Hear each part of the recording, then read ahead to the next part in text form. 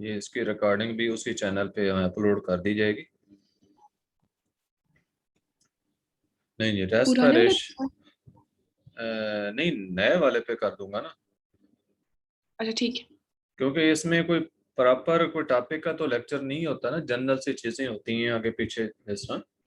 तो ये बेटर है कि सेपरेट आप तक ही फिर लिमिटेड रहेंगी। ठीक है सर। पुराने चैनल पे सारे बच्चों की एक्सेस होती है, सारे स्कूल के बच्चों की, इवन के आउटसाइड जो है वो मेरे अननोन कई पर्सन हैं जो कि उसके साथ अटैच हैं। हम्म। तो ये वाला लेक्चर उनके लिए इतना यूजफुल नहीं है। Okay sir. वो टू दी पॉइंट उनके सिलेबस के लेक्चर्स हैं जो कि वो उनको मुश्किल से देख पाते हैं। तो ऐसे लेक्चर्स को कहाँ देखेंगे जो जनरल ठीक है नॉलेज का एक तरह से ज्यादा। तो रेस्पिरेशन एंड गैस एक्सचेंज अपने चैप्टर के टाइटल से जाहिर हो रहा है कि इस चैप्टर के अंदर हमने क्या पढ़ना है। रेस्पिरेशन, रेस्पिरेशन इसका वैसे जो तलफ़ुज़ है ना, रेस्पिरेशन। यस। तो अमूमन हम रेस्पिरेशन जो है वो बोलते हैं, और कुछ लोग तो इसको रेस्पिरेशन भी बोल देते हैं। और रेस्पिरेशन या इसको रेस्पिरेशन बोलेंगे। तो इसमें एक तो गैसेस एक्सचेंज होता है जिसको हम कहते हैं ब्रीदिंग। Okay sir. ब्रीदिंग क्या होता है? सिर्फ गैसेस का एक्सचेंज, कि कार्बन डाइऑक्साइड का जो सबसे खारिज होना, ऑक्सीजन का intake, intake of oxygen and release of carbon dioxide, it is breathing. ठीक है, वो ब्रीदिंग है। और रेस्पिरेशन क्या है? Oxidation of food inside the cells with the help of oxygen, it is respiration. Cells के अंदर ऑक्सीजन के जरिए जो खुराक की ब्रेकडाउन है, ये रेस्पिरेशन है। Okay sir.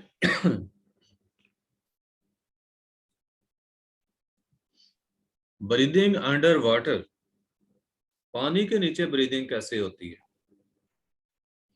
तो पानी के नीचे तो सिर्फ वही ऑर्गेनिजम्स ब्रीदिंग कर सकते हैं जिनके अंदर ऐसा सिस्टम डेवलप होता है, जैसे गिल्स हैं, इस तरह जी। के स्ट्रक्चर्स हों, तो उनके जरिए ही ब्रीदिंग हो सकती है। हम अ, हमारी जो ब्रीदिंग होती है, हमें ऑक्सीजन की चूंकि ज़रूरत होती है, तो जो कि ब्रीदिंग के प्रोसेस से हम लेते हैं, और ये उस वक्त ऑक्सीजन हम यूज कर सकते हैं जब ऑक्सीजन हमारे लंग्स में जाए, यस सर। क्योंकि उसी हवा के अंदर तो ऑक्सीजन होती है। उस हम्म। ऑक्सीजन की कुछ क्वांटिटी जो होती है वो ब्लड के अंदर डिफ्यूज कर जाती है हमारे लंग्स में से, तो वो हमारे काम आती है। फिश जो हैं, मछलियां जो हैं, ये भी ऑक्सीजन ब्रीदिंग के लिए यूज करती हैं। लेकिन फिश क्या करती है इस पर्पस के लिए? ये वाटर को ड्रॉ करती है ओवर गिल्स। फिश जो हैं, मछलियां जो हैं, इनके ऊपर इन ये मुंह से पानी लेती हैं, यानी इनके मुंह से पानी हम्म। एंटर होता है और गिल्स के ऊपर से ये पास कर देती हैं उसको। Okay sir. जब गिल्स के ऊपर से पानी पास होता है, तो उसके अंदर जो ऑक्सीजन मौजूद होती है, गिल्स की सरफेस पे ब्लड कैपिलरीज होती हैं। Yes sir. अब उन ब्लड कैपिलरीज में चूंकि ब्लड फ्लो कर रहा होता है, तो पानी में मौजूद ऑक्सीजन उस ब्लड के अंदर चली जाती है, और उस ब्लड के अंदर मौजूद कार्बन डाइऑक्साइड की बाहर पानी में रिलीज हो जाती है। ये ब्रीदिंग था या गैसेस एक्सचेंज था थ्रू गिल्स। और ये फिश या इस तरह के जो एक्वेटिक एनिमल्स हैं, ये उनमें पॉसिबल है। अब हमारे लिए ये पॉसिबल नहीं है कि हम पानी के ऑक्सीजन को यूज कर सकें, क्योंकि हम तो सांस के जरिए हवा को लंग्स में ले जाते हैं। अब लंग्स के अंदर हम पानी को भर देंगे तो हम वो डेथ हो जाएगी, खत्म हो जाएंगे। जी। बताया कि वाटर में ऑक्सीजन जो है वो बहुत कम होती है एज कम्पेयर टू एयर। हवा के अंदर ऑक्सीजन ज्यादा है। और दूसरी बात देखो ना, उन्होंने मेंशन की कि our breathing system can not move water into and out of it. हमारे ब्रीदिंग सिस्टम के अंदर ये सलाहियत नहीं है कि हम पानी को लंग्स में भर दें, फिर वहां से ऑक्सीजन डिफ्यूज कर जाए हमारी बॉडी में, फिर हम उस पानी को बाहर निकाल दें ताकि नया पानी अंदर लें। एक तो पानी में ऑक्सीजन बहुत थोड़ी है, दूसरा, आपने तो देखा है कि हम जब सांस लेते हैं और किसी ऐसी जगह पे हम सांस ले रहे हो या मौजूद हो जहाँ ऑक्सीजन का प्रेशर जो है थोड़ा सा कम हो जाए, तो वहां सांस लेना दुश्वार हो जाता है। Yes sir. और पानी के अंदर क्योंकि ऑक्सीजन बहुत कम होती है, फिर पानी की इनवर्ड मूवमेंट और आउटवर्ड मूवमेंट, इसके ऊपर भी अच्छा खासा टाइम लगना था। अब हवा के तहत यस तो सर। है ना, हवा फौरन अंदर भी खींच लेते हैं सांस से, फौरन बाहर निकाल लेते हैं। अब पानी का तो ऐसे नहीं होना था ना। Yes sir. तो इसलिए बताया कि हम, हमारे अंदर ऐसा सिस्टम नहीं है कि हम लंग्स के अंदर पानी को जो है वो ड्रॉ करें, then it just stays there. है कि if we get water in our lungs then it just stays there, कि अगर हमारे लंग्स में पानी चला जाए फिर ये वहीं का वहीं रहता है, ये बाहर नहीं आ सकता। तो हम उस पानी में से ज्यादा ऑक्सीजन भी नहीं ले सकते, क्योंकि हम पानी को रिप्लेस ही नहीं कर पाते फ्रेश वाटर के साथ। ठीक है, जैसा ऑक्सीजन को हम रिप्लेस करते रहते हैं, एक दफा सांस के लिए हवा ली, उसमें से ऑक्सीजन जो थी वो कुछ डिफ्यूज करके ब्लड में, फिर वो ऑक्सीजन हवा सारी बाहर निकाल देते हैं और हम नई और हवा जो है फ्रेश एयर वो ले लेते हैं। तो यस सर। इसलिए बताया कि lungs are no use if you want to breathe under water. अगर लंग्स के को आपने इस्तेमाल करना है ब्रीदिंग के लिए, तो अंडर वाटर यानी पानी के नीचे आप ब्रीदिंग नहीं कर सकते। आपको क्या करना पड़ता है, you have to hold your breath when you swim under water. आप पानी के यस नीचे सर। जाते हैं तो आपको सांस रोकना पड़ता है। क्यों रोकना पड़ता है, इसलिए कि अगर सांस नहीं रोकेंगे, सांस लेंगे, तो हवा के साथ पानी भी चला जाएगा लंग्स में, और जब पानी लंग्स में गया वो वापस नहीं आएगा, निकलेगा नहीं। Yes sir. बताया कि some people can train themselves to stay underwater for long periods of time। यानी ये तो ट्रेनिंग उनकी हो जाती है कि वो लॉन्ग पीरियड ऑफ टाइम के लिए पानी के नीचे स्टे कर सकते हैं, but they have to hold their breath all the time. पूरा टाइम उन्हें अपना सांस रोकना पड़ता है। फ्यू स्पीशीज ऑफ मैमल्स जो हैं, जैसे वेल्स हैं या सील्स हैं, उनके अंदर अडॉप्टेशंस हैं to be able to dive to great depths and stay under water for a long time.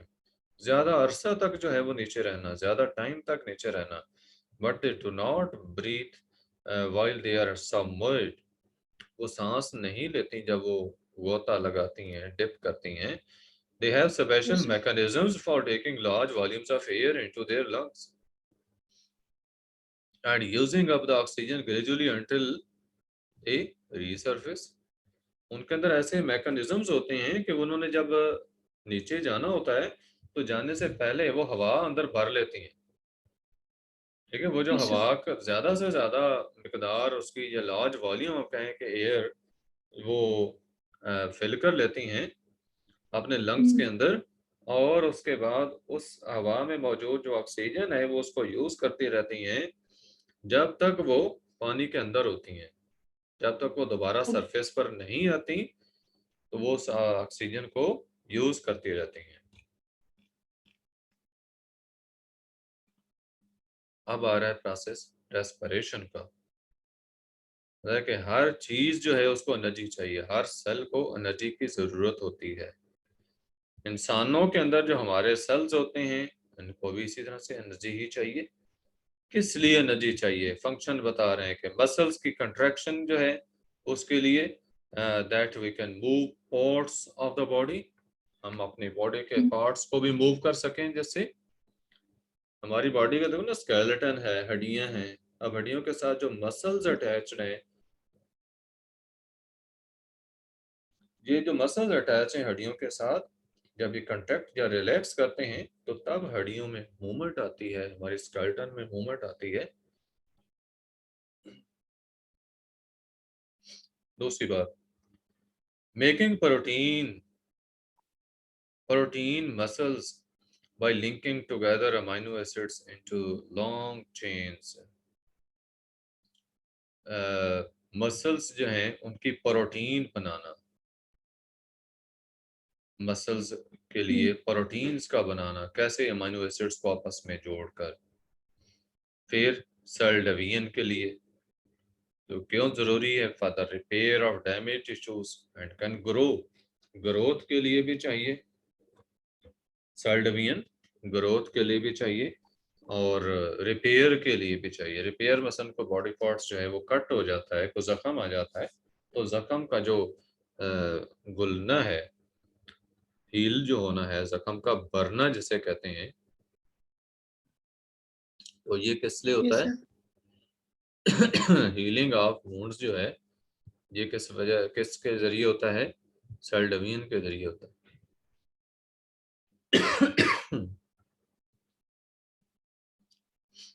अच्छा, उसके बाद एक्टिव ट्रांसपोर्ट को आप देख लें। एक्टिव ट्रांसपोर्ट क्या होती है वैसे, आपने पढ़ी नहीं पहले? हाँ सर, पढ़िए। क्या होती है, याद है? एक्टिव ट्रांसपोर्ट प्लांट्स में थी। आर्ट्स में भी होती है। मैं भूल गई। एग्जाम्पल कौन सी थी इसमें एक्टिव ट्रांसपोर्ट की प्लांट्स में? सर वो जाइलम और फ्लोएम वेसल्स जो हाँ हाँ बिल्कुल, ट्रांसपोर्ट कर। हाँ जी वो करती हैं, लेकिन एक्टिव ट्रांसपोर्ट किस जगह पे होती है? रूट हेज के रूट लेवल पे। सर। हाँ जी, रूट हेज के लेवल पे जो ऑब्जॉर्प्शन होती है ना वाटर और के साथ वो मिनरल्स की ऑब्जॉर्प्शन सेल सैप के अंदर, तो रूट का जो सैप होता है उसमें मिनरल्स की कंसंट्रेशन ज्यादा होती है। बाहर जो रूट हेयर के सराउंडिंग में जो मिनरल्स होते हैं ना उनकी निस्बत सैप में ज्यादा होती है रूट मिनरल्स की कंसंट्रेशन। अब थोड़ी कंसंट्रेशन से ज्यादा की तरफ चूंकि मिनरल्स की मूवमेंट करनी होती है, इसलिए वहां पे एनर्जी की जरूरत होती है। ओके और सर। एनिमल्स के अंदर, स्मॉल इंटेस्टाइन के अंदर, विलाई के लेवल पे जो ऑब्जॉर्प्शन होती है फूड की ब्लड के अंदर, तो ब्लड के अंदर भी कंसंट्रेशन ज्यादा होती है, इसलिए वहां भी एक्टिव ट्रांसपोर्ट का प्रोसेस जो है वो इन्वॉल्व होता है। Okay sir. फिर कहा ट्रांसमिटिंग नर्व इम्पल्सेस। हाँ, ये एक्टिव ट्रांसपोर्ट हमने डिस्कस नहीं किया कि so that we can move substances across cell membranes up their concentration gradients। आपको ये कह दें या अगेंस्ट कह दें, अगेंस्ट कंसंट्रेशन ग्रेडियंट, कि थोड़ी कंसंट्रेशन से ज्यादा की तरफ मूवमेंट। फिर है कि transmitting nerve impulses, nerve impulses को ट्रांसमिट करना, जैसे कि हमारी बॉडी के अंदर जितनी भी इंफॉर्मेशन का एक्सचेंज होता है वो इसके जरिए होता है। और नेक्स्ट, बॉडी के अंदर हीट को प्रोड्यूस करना, जो कि हमारी बॉडी का टेम्परेचर मेंटेन रखने के लिए ज़रूरी होती है। तो कहा कि ये जितनी भी किस्म की एनर्जी आपने देखी ये सारी खुराक से आती है, जो खुराक के हम खाते हैं।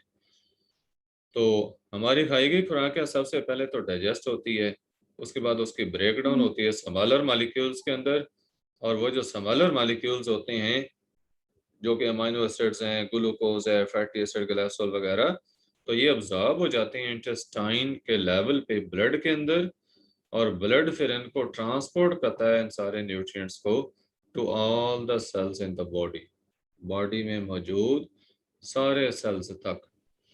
तो cells take up the nutrients that they need, cells को यस जिन सर। न्यूट्रिएंट्स की जरूरत होती है उनको वो यूज कर लेते हैं।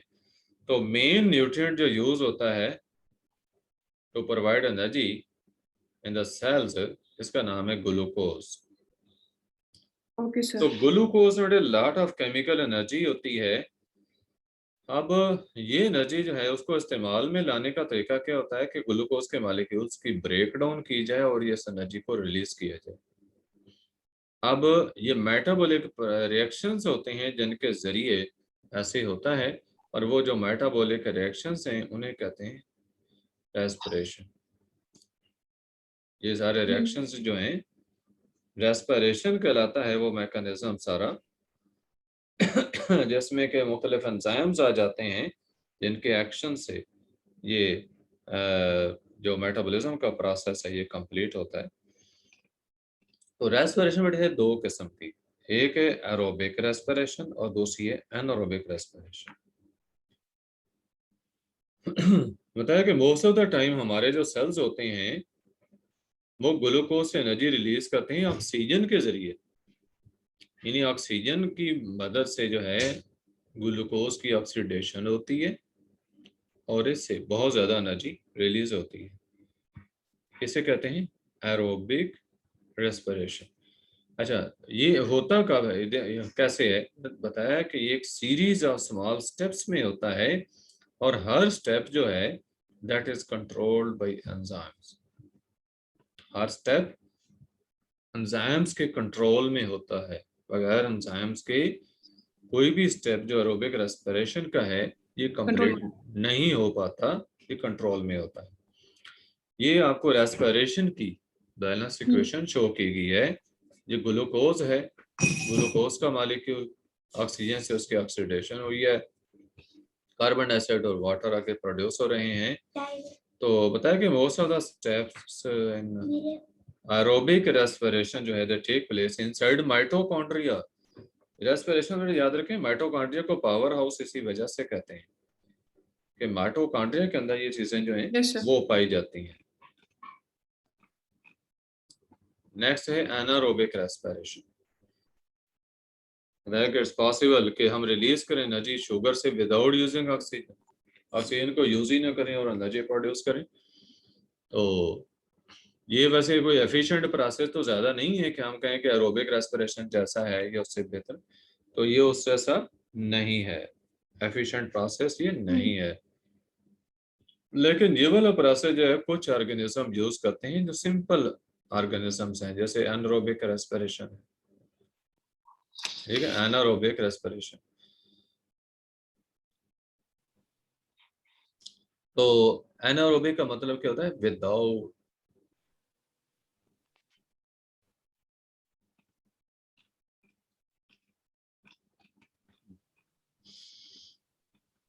हाँ जी, एनारोबिक है, विदाउट के माने में आता है। तो यीस्ट जो कि सिंगल सेल्ड फंगस है ये रेस्पायर कर सकती है एनारोबिकली और इसके दौरान ये ग्लूकोज की ब्रेक डाउन करते हैं।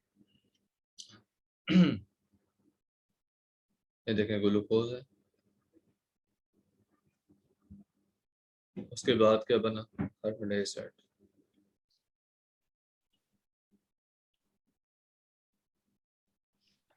है कि जैसे एरोबिक रेस्पिरेशन है उसमें कार्बन डाइऑक्साइड बनती है, तो plants can also respire anaerobically like this but only for short periods of time.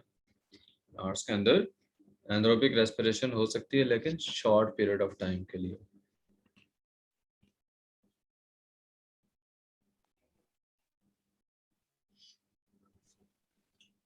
अच्छा, हाँ जी, बताया क्या बेटे? बताया कि प्लांट्स में एनारोबिक रेस्पिरेशन क्या होगी? होगी क्या? शॉर्ट टर्म के लिए होगी। शॉर्ट टर्म के लिए होगी, बहुत ही शॉर्ट पीरियड्स के लिए होगी। बॉडी के जो कुछ सेल्स होते हैं, पर्टिकुलरली जो मसल सेल्स होते हैं, वो एनारोबिकली रेस्पायर कर सकते हैं शॉर्ट टाइम के लिए। तो इस दौरान क्या होता है? लैक्टिक एसिड प्रोड्यूस होता है instead of alcohol. Alcoholic fermentation में अल्कोहल प्रोड्यूस होता है लेकिन इसमें लैक्टिक एसिड प्रोड्यूस होता है instead of alcohol, and no carbon dioxide is produced। Carbon dioxide भी प्रोड्यूस नहीं प्रोड्यूस नहीं। होती। तो हाँ जी, अब इसमें हाँ कार्बन डाइऑक्साइड का आगे प्रोड्यूस नहीं होती। जैसे happens when you do vigorous exercise, हाँ जी, कोई हार्ड वर्क करते हैं, कोई लोड उठाते हैं या तेज भागते हैं, ये ऐसी एक्टिविटीज हैं। ऑक्सीजन जो है इसकी सप्लाई हमारे मसल्स को ज्यादा से ज्यादा होनी चाहिए। अगर प्रॉपर सप्लाई मसल्स को नहीं मिलती वो डैमेज हो सकते हैं। जैसे मसल्स हार्ट के देखें सेंसिटिव होते हैं। Yes, sir. हाँ जी, this happens when you do vigorous exercise and your lungs and heart जो है they cannot supply oxygen to your muscles as quickly as they are using it.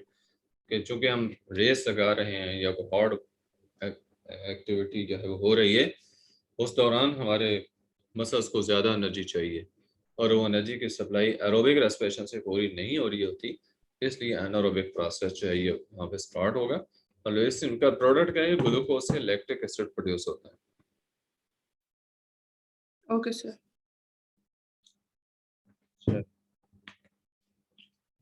हाँ जी, oxygen की supply के हवाले से आपको बताया जाए कि ग्लूकोज से यहाँ पे क्या बनेगा, लैक्टिक एसिड, जबकि वहाँ जो है इस ग्लूकोज से कार्बन डाइऑक्साइड और वाटर प्रोड्यूस होते हैं जब एरोबिक रेस्पिरेशन होती है।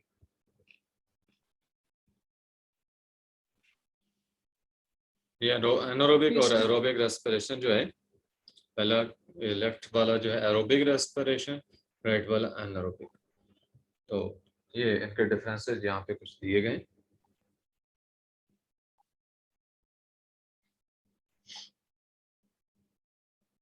देखिए, एरोबिक के अंदर ऑक्सीजन बड़ी यूज होती है, एनारोबिक में ऑक्सीजन यूज नहीं होती, एक फर्क हो गया। दूसरा, एरोबिक जो है इसमें अल्कोहल नहीं बनता और लैक्टिक एसिड जो है वो भी एरोबिक रेस्पिरेशन में नहीं बनते, नो अल्कोहल लैक्टिक एसिड में, जबकि इधर ये Yes, sir. चीजें एनारोबिक रेस्पिरेशन में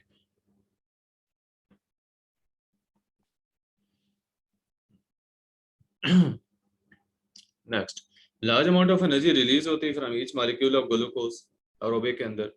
इधर क्या कि much less energy release from each molecule of glucose, ठीक है। एनारोबिक में बहुत थोड़ी एनर्जी रिलीज होती है। कार्बन डाइऑक्साइड इसमें बनती है जबकि उसमें कार्बन डाइऑक्साइड जो है वो, ठीक है, इसमें कार्बन डाइऑक्साइड प्रोड्यूस होती है, ऑक्सीजन यूज होती है, Yes. जबकि उसमें क्या होता है एरोबिक में, उसमें ऑक्सीजन वगैरह यूज नहीं होती। इसी प्रोडक्ट जो है वो क्या है, एनिमल्स।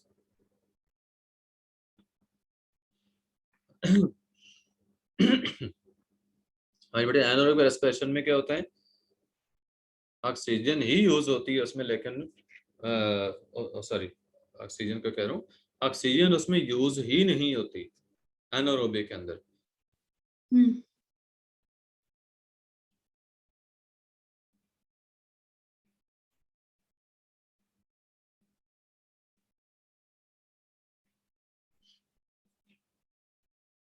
यानी एनारोबिक में ऑक्सीजन यूज नहीं होती नहीं और होती। जो कार्बन डाइऑक्साइड है ये बनती है यीस्ट और प्लांट्स वगैरह के जरिए, but not carbon bye dioxide animal. जो हाँ जी, कार्बन डाइऑक्साइड जो है it is made by yeast and plants but not by animals. यानी जब ऑक्सीडेशन खुराक की होती है ना, एनारोबिक रेस्पिरेशन जो होती है, उसके दौरान कार्बन डाइऑक्साइड जो है वो यीस्ट या दूसरे प्लांट्स प्रोड्यूस करते हैं, किससे, ग्लूकोज की ब्रेकडाउन से। जब ग्लूकोज की ब्रेकडाउन करते हैं तो तब। Yes sir.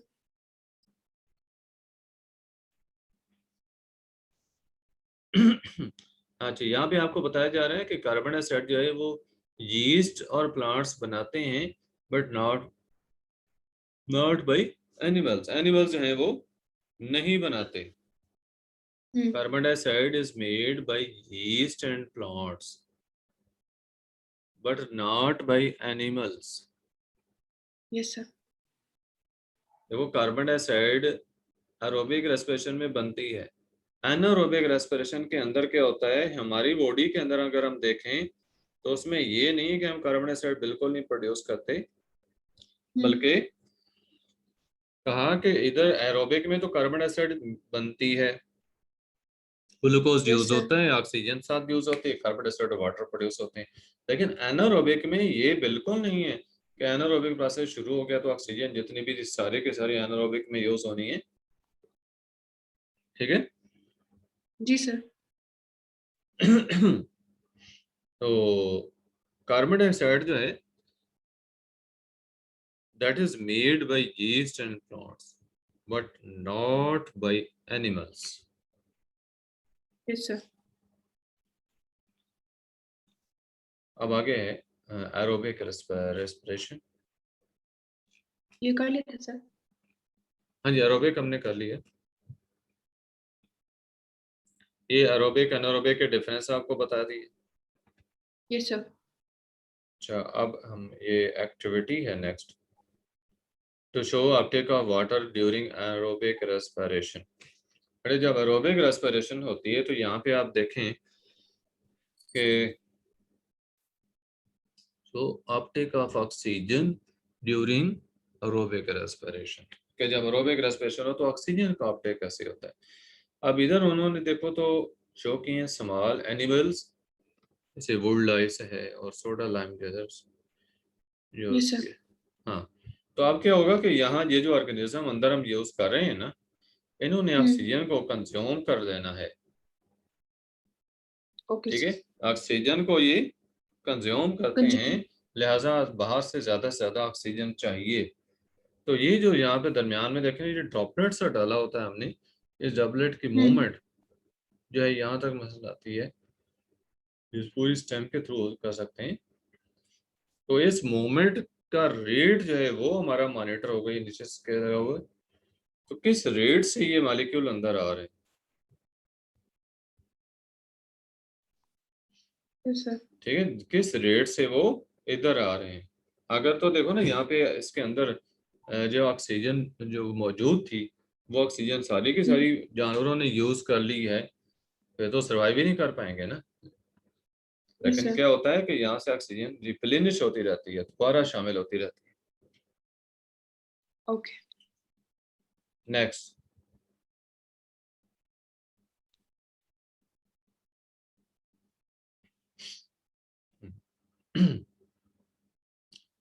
आगे कहा कि record the initial position of all drop. ये बेटे ऑल ड्रॉप है जिसकी बात कर रहे हैं, इसकी इनिशियल पोजीशन कहा कि आप नोट कर लें। Continue to record this at regular intervals until you feel that you have enough readings। यानी इस तरह से रीडिंग्स लेते रहें until के काफ़ी ज़्यादा जो है वो रीडिंग्स हो सकती हैं। आगे कुछ क्वेश्चंस हैं इससे रिगार्डिंग। ये जो तीसरा था कि रिकॉर्ड पोजीशन, अच्छा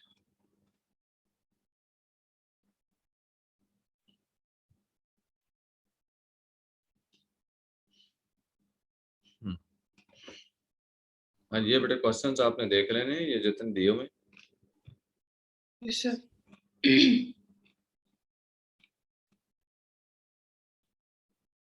अच्छा, तो नेक्स्ट देखते हैं कि इसके बाद ये भी एक इन्वेस्टिगेशन है कि कार्बन डाइऑक्साइड जो है उसकी है कि वो बाय एनारोबिक रेस्पिरेशन प्रोड्यूस होता है। Yes, sir.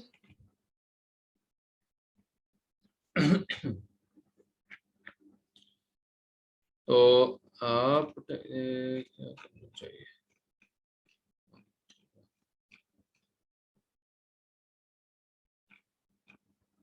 चलें कंटिन्यू रहें फिलहाल।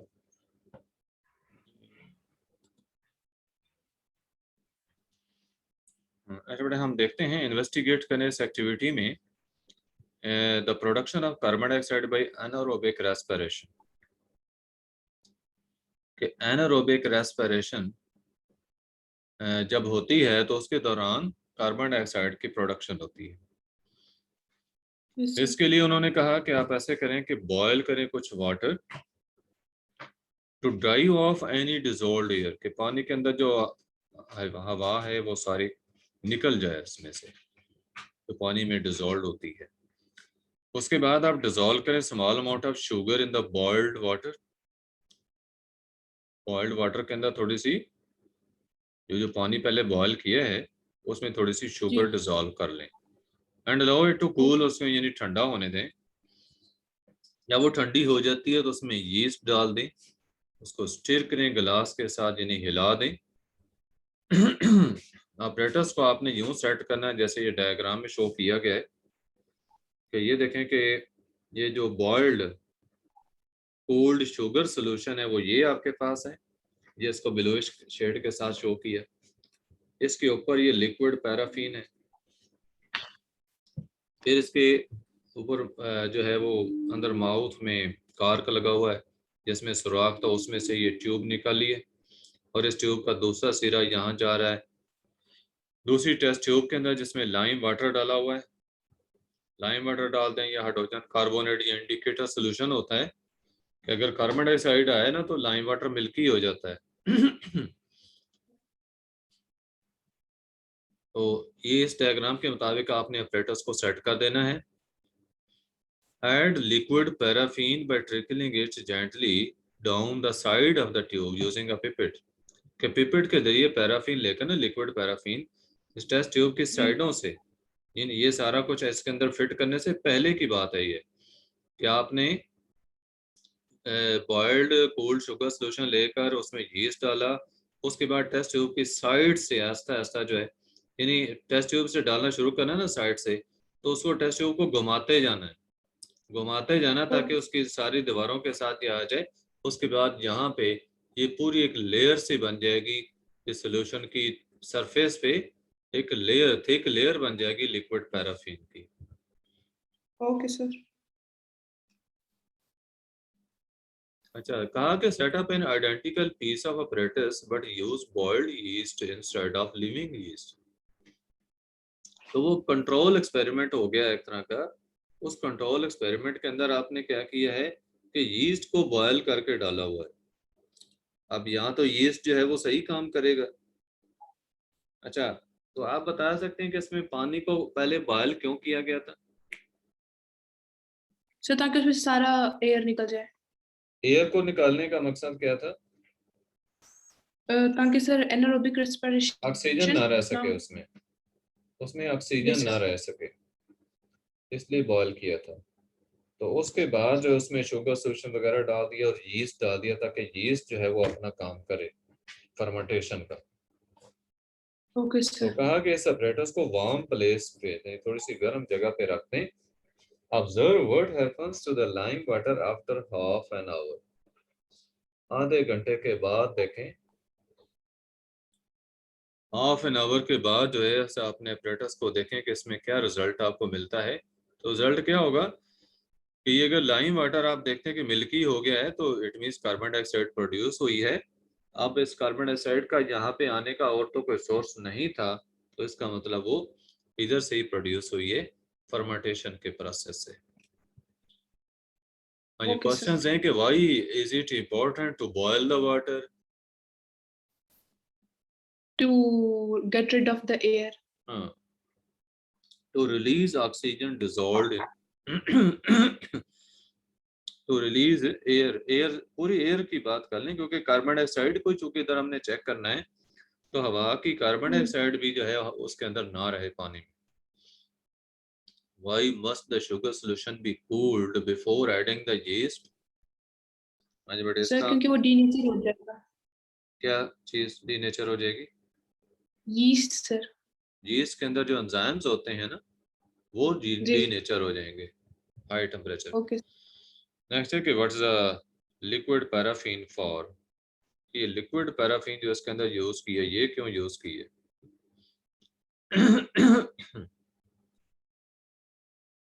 अच्छा, अच्छा बेटा, क्वेश्चन था कि इसमें लिक्विड पैराफिन क्यों यूज करते हैं, क्या आपने इसके बारे में सोचा?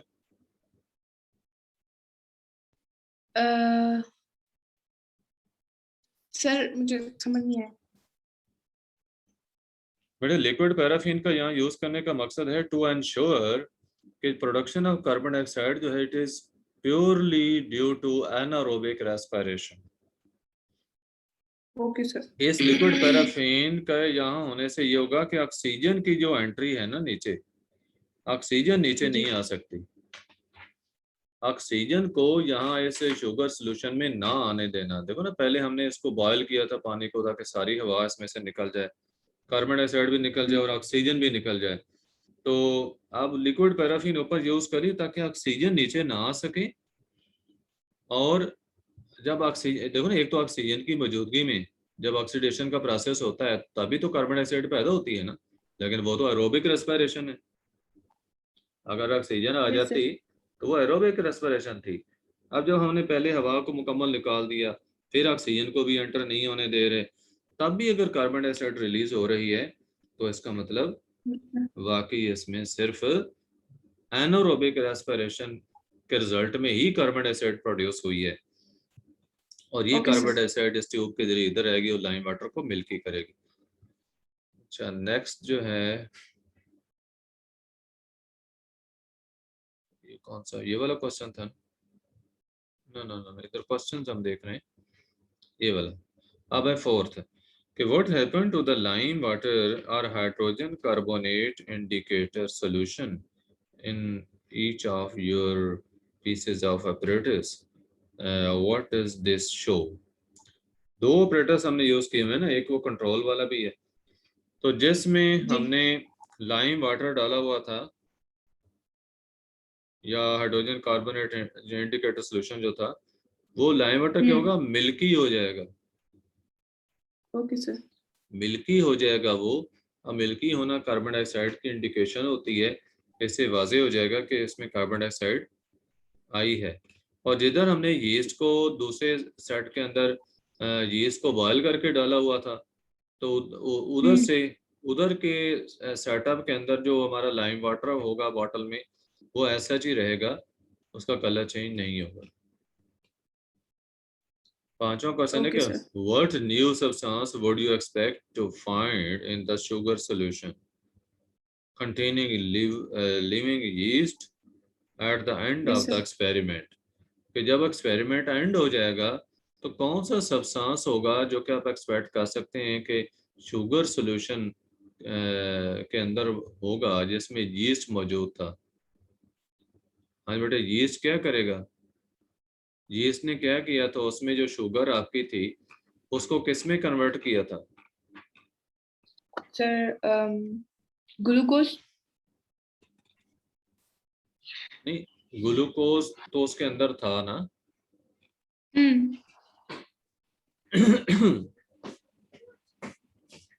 Lactic acid. ये बेटे प्रोसेस, लैक्टिक एसिड बनता है मसल्स के अंदर, और जो यीस्ट है, यीस्ट के जो का प्रोसेस बेटे वो अल्कोहल बनाता है, इसमें अल्कोहल की ओके सर। फॉर्मेशन होती है।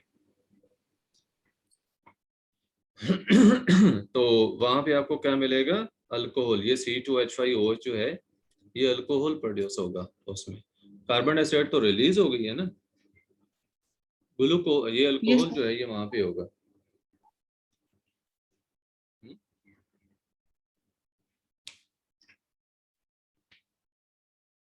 तो अल्कोहल प्रोड्यूस होगा जो उसमें उन्होंने पूछा।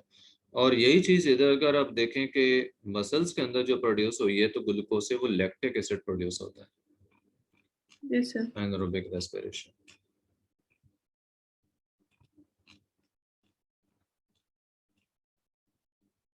Next, describe a method you could use to compare the rate of carbon dioxide production by yeast using different kinds of sugar. Remember to describe the variables you will change, those you will control, and how